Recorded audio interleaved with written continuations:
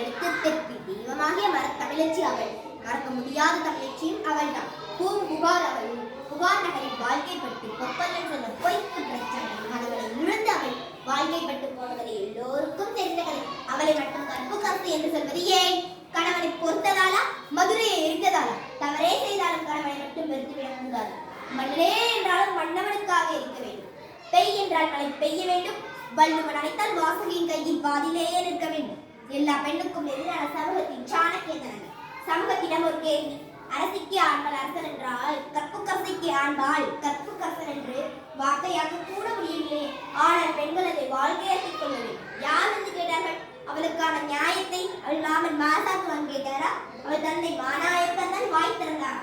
பாவம், அவள் அன்னையும் அத்தையும் எதிரவர்கள் காப்பியத்தின் பெயர் கூட சொல்லப்படாத வாயில்லா பூச்சிகள் அவர்கள். அவளின் தன்மானத்தை பற்றி பேசுவோர் யாரும் இல்லை. எடுத்த கதை பேசுகிறார். கற்பு கற்பு என்று சொல்லி அவள் ஒடுக்கப்பட்டார். கலிகை என்று மாதம் எடுக்கப்பட்டார். ஒதுக்குவதோ தண்டனை. பெண்கள் இங்கு அனுபவித்துதான் எழுதப்படாத சட்டம். அவருடைய மன வலிமைதான் அவருடைய கற்பு. கற்பெனும் திண்மை உண்டாக்க பெறும் என்று இந்த மனத்தின் மேலான கற்பு என்று சொன்னால் வள்ளுவன். அந்த வகையிலேயே அவள் கற்பு கற்பினார். அவ்வளவு பார்த்து என படிக்கப்பட்ட குலத்திலேயே பிறந்தாலும் தானும் துறவியாகி தன் மகளையும் துறவியாகி இந்த உலகிலேயே பெரிய கட்டமைப்பை செய்தாள். அந்த மாதவி அவளும் ஆகச் சிறந்த கற்பு கற்பினார். நன்றி, வணக்கம்.